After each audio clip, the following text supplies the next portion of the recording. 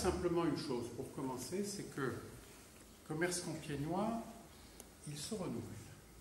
Il y a un turnover, on va y revenir, que dans une agglomération comme la nôtre, l'Arc c'est 85 000 habitants, il y a différentes formes de distribution et je crois qu'aujourd'hui, beaucoup moins qu'il y a 20 ans ou 30 ans, on oppose les formes de distribution.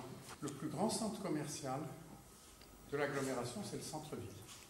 Par le nombre d'exploitations, par le nombre de professionnels, elle évolue comme le commerce, elle doit évoluer de manière à être attractive, à permettre de venir par plaisir dans le centre-ville, alors qu'on ira davantage par utilité. Et franchement, je suis vraiment ravie de tous vous rencontrer, c'est un réel plaisir. Parce que converge vers la place du Change beaucoup de choses, et en particulier, sur la place du Change, débouche le secteur piétonnier. Le secteur piétonnier a un rôle important dans la convivialité, l'animation du centre-ville, et le débouché du secteur piétonnier, c'est la place du Change. Donc c'est une place qui est destinée, surtout si le climat continue à se réchauffer, à accueillir des terrasses, à accueillir de la musique, à accueillir des artistes entre la bibliothèque et le grenier à sel. Alors, la fontaine, bon, je sais bien que dans les villes du Nord, c'est pas trop habituel, c'est plutôt dans les villes du Midi. Mais la fontaine, c'est un élément pour servir cette convivialité et cette attractivité. Prix littéraire compiègnois à la bibliothèque, je regardais par les fenêtres. Et je me souvenais des meurtrières de l'ancienne bibliothèque. Et à travers les baies qui se sont élargies, je voyais la façade du grenier à sel, et je voyais surtout des voitures. Elles sont réalisées après beaucoup d'études, beaucoup d'analyses. On n'invente pas. En réalité, on essaye de prendre les recettes qui marchent. Ce qui montre que, eh bien, malgré les contraintes de stationnement, contraintes d'étroitesse des voiries, ou que sais-je, le centre-ville est apprécié. Du problème au niveau du stationnement, de la circulation dans la zone des Trois Barbeaux, parce qu'on a l'entrée d'un parking souterrain. Donc, entrée des fois avec des voitures qui roulent là, très vite. Les services techniques interviennent aussi rapidement que possible. Moi, j'aime bien les choses comme les chaînes. Parce que les chaînes, c'est pas mécanique, ça tombe pas en panne. Bon. Mais non, c'est vrai qu'il faut ce système de bornes pneumatiques, mais bien sûr, il faut être très attentif à leur maintenance. Circulation, vitesse, police municipale est présente autant que possible hein, dans le centre-ville. Parfois, il y a des effets d'accélération qui sont désagréables, qui sont mal ressentis. Maintenant, les accès au parking rue des Trois Barbeaux, de chaque côté, bon, avec les barrières qui délimitent, n'est-ce pas, qui protègent les piétons, bon, essayer de faire en sorte que cette zone soit partagée, mais bien entendu, s'il faut verbaliser, on verbalise. Hein. Des fous qui viennent s'encastrer dans la borne d'incendie ou des choses de ce genre. Hein. Et des gens alcoolisés ou drogués au volant, chaque semaine, on en amène au commissariat de police. Hein. Le projet de cette fontaine a dépassé le stade du projet. Est-ce que c'est quelque chose qui est entériné et qui va se réaliser en l'état de l'image que nous avons vue? Puisqu'on refait tout le sol, la réalisation de la fontaine, ce sera lancé début janvier pour mise en service au mois de mai. Nous sommes aussi nous autres commerçants. Et il m'aurait plu qu'on puisse un jour nous demander notre avis sur, qu'on demande aux habitants et qu'on demande aussi aux commerçants, que pensez-vous d'une idée comme celle-ci? Et j'aurais trouvé plutôt sympathique qu'on puisse nous interroger sur un projet de cette envergure, qui est sympathique au demeurant, bien sûr, hein, tout lieu de rassemblement, de convivialité, de vie, d'échange est un moment de bonheur. Je pense qu'il y avait peut-être d'autres idées à prendre et puis d'interroger un petit peu nos Bon, je pense que vous jugerez à l'expérience. J'ai vu les commentaires sur les réseaux sociaux.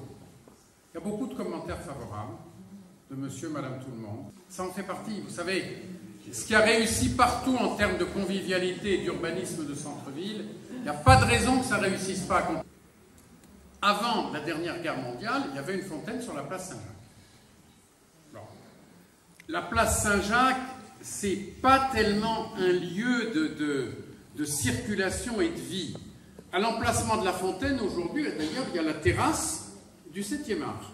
Je sais qu'il y a des a priori à l'égard de cette fontaine. Moi, je pense que ce sera un élément qualitatif auquel les promeneurs seront sensibles. Alors, j'ai été pour ma part sensible à l'argument, vous supprimez des places de stationnement. Et je vous l'ai dit, on supprime 11, on en crée 20 dans l'hypercentre. Bon, maintenant, vous savez, bon, c'est un peu comme la rue Saint-Corneille. Il y a eu autrefois beaucoup de controverses.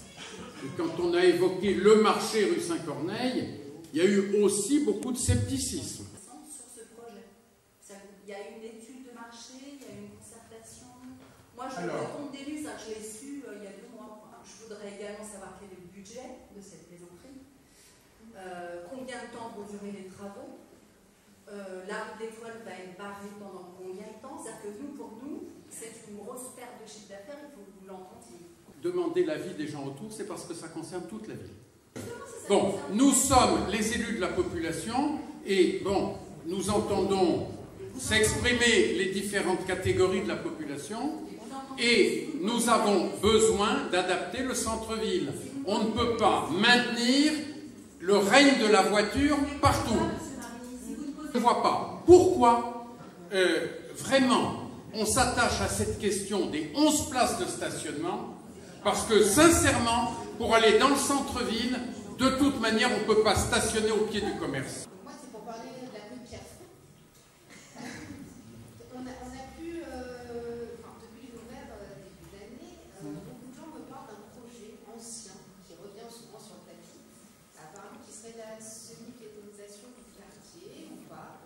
Elle est beaucoup moins commerçante. Donc si on veut qu'une rue vive, il faut qu'il y ait de l'activité. Alors, il est tout à fait possible, et c'est quelque chose qui en effet est envisagé pour les années à venir, qui est en cours d'étude, eh bien, de réaliser sur la première partie de la rue un segment semi-piéton. Un segment semi-piéton, mais cela voudra dire qu'on ne pourra plus se stationner dans la rue. Parce qu'on va élargir les trottoirs. Les trottoirs sont ridiculement étroits, ça on me le dit très souvent. Les trottoirs restreindre à une bande de circulation, donc refaire la voirie. Alors en effet c'est un budget significatif, hein, c'est au moins aussi important que la place du change, mais c'est quelque chose, moi, qui me semble en effet raisonnable, n'est-ce pas? C'est-à-dire permettant à partir du carrefour d'aborder une rue de Pierrefonds, en tout cas dans toute sa première partie, sur la première moitié de la rue, avec des trottoirs élargis et avec une seule bande de circulation. Comment nous débarrasser des SDF qui traînent autour de nos commerces? On a eu pendant longtemps dans le centre-ville, que ce soit place du marché, et même à l'époque où la place du marché n'avait pas encore accueilli le centre commercial, que ce soit devant Monoprix, on a eu de belles collections de ponks.